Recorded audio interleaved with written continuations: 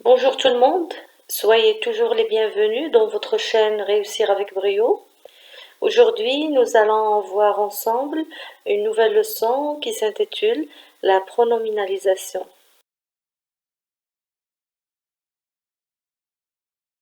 Dans la langue française, pour éviter les répétitions, on utilise des pronoms et on existe plusieurs sortes. On a les pronoms sujets, les pronoms compléments, les pronoms indéfinis, les pronoms interrogatifs, les pronoms relatifs, les pronoms démonstratifs et les pronoms possessifs.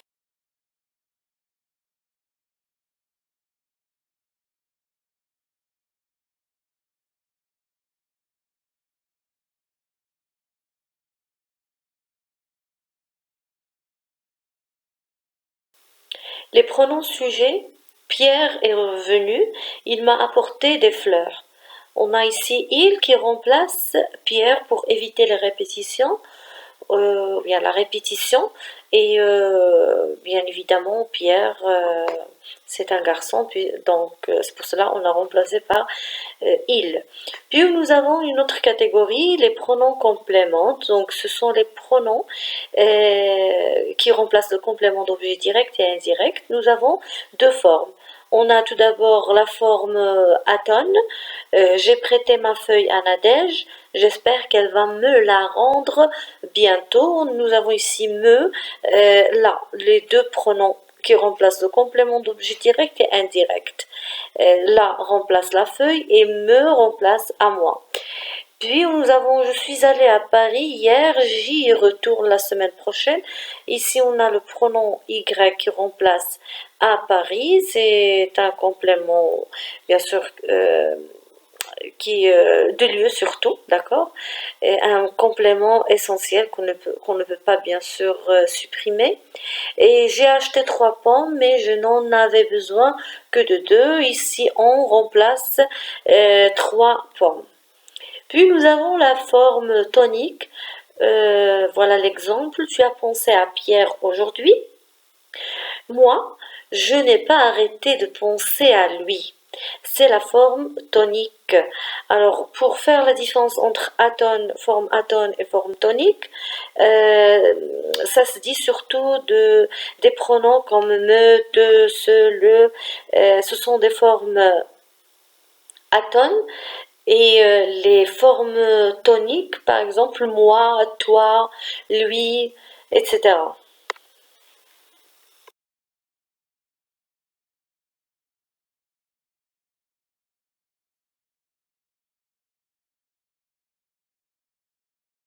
Les pronoms indéfinis.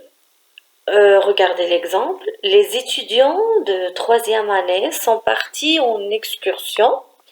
Toutefois, certains ont choisi de ne pas partir. Alors là, on a les étudiants.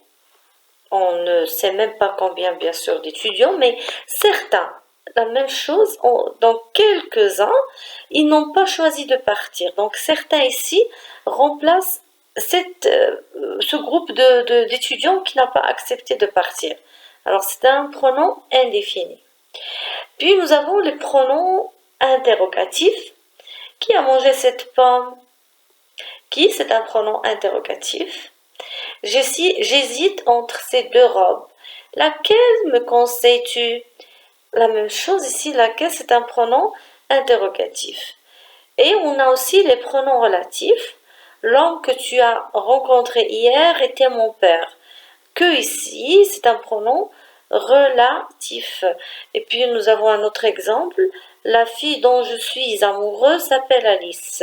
Dont, c'est un pronom relatif.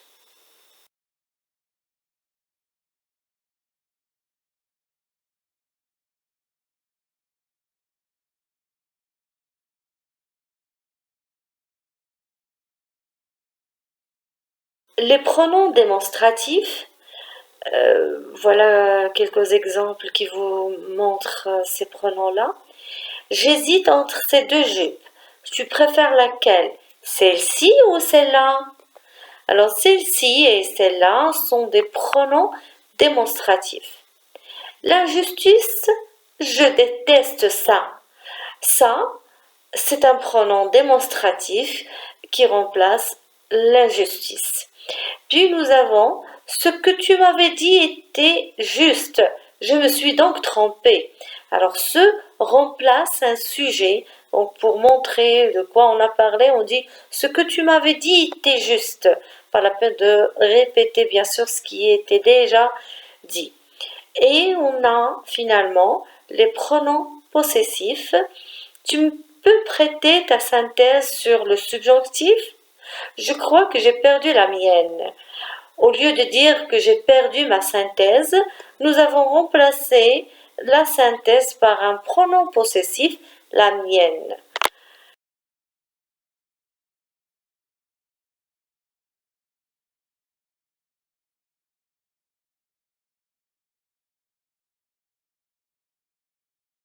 Règle générale, le pronom s'accorde toujours en genre, masculin, féminin, et en nombre singulier pluriel, avec le mot ou le groupe de mots qu'il remplace.